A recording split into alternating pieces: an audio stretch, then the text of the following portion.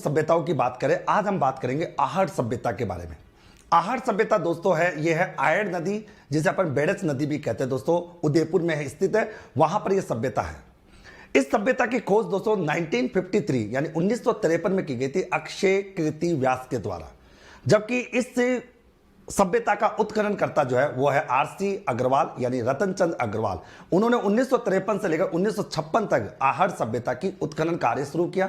Second step दोस्तों HD Sankalia दोस्तों 1961 से 1962 तक इन्होंने इस सभ्यता की खोज की और एचडी साकलिया के द्वारा इस सभ्यता को ताम्र काल कहा। दोस्तों इस सभ्यता की बात करें, इस सभ्यता को कई नामों से हम जानते हैं।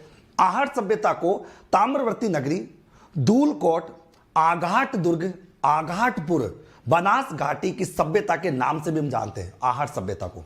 दोस्तों आहट सभ्यता के बारे में हम बात करते हैं कुछ विशेष बातें, जैसे कि हमारा इस सभ्यता की, वैसे दोस्तों इस सभ्यता की जो उत्खनन कार्य वो 8 स्तर में हुआ था और 8 स्तर तक इसकी खोज चली थी। दोस्तों इसमें एक विशेष बातों की बात करें, इसमें क्या क्या स्पेशल है। सबसे पहले तो इस सभ्यता से पता लगता है कि पूर्णतः ग्रामीण आधारित सभ्यता थी, क्योंकि इसका जो खुदाई करते समय जो अवशेष मिले उनसे पता लगा कि यहां पर ग्रामीण क्षेत्र था, शहरी आबादी यहां पर नहीं थी, नगरीय व्यवस्था यहां पर नहीं थी, ग्रामीण आधारित व्यवस्था देखने को मिली। इस सभ्यता की खुदाई करते समय लाल और काले मृद भांड, दोस्तों आप देख रहे हो लाल काले मृद मिट्टी के बने हुए बर्तन जो है वो इस सभ्यता की खोज करने से प्राप्त है। इस सभ्यता की खोज करते करते तो 4 मानव मृत, अगर बात 4 मानव मृत मूर्तियां भी दोस्तों इसके अंतर्गत प्राप्त होती है। और सबसे बड़ी बात है दोस्तों, जब उनकी खोज हुई तो देखा कि तो उनके ऊपर उनके कपड़े भी थे और आभूषण भी था, तो इससे ये पता लगा कि दोस्तों उस दौरान आहट सभ्यता के अंतर्गत मृतकों को मतलब जलाते समय, दफनाते समय दोस्तों अपन कहते हैं आभूषण और कपड़े उनको अपन कहते हैं पहनाए जाते थे। और दोस्तों इस सभ्यता की बात करें, यहां पर गंदे पानी के निकास के लिए चक्रकूप पद्धति अपनाई गई थी। गंदे पानी का निकास करने के लिए चक्रकूप पद्धति अपनाई जाती थी। और यहां पर 6 चूल्हे, दोस्तों यहां पर 6 चूल्हे प्राप्त हुए, जिससे यह साबित होता था कि यहां पर बड़ा परिवार रहा करता था और सब लोग मिल बैठकर खाना खाया करते थे।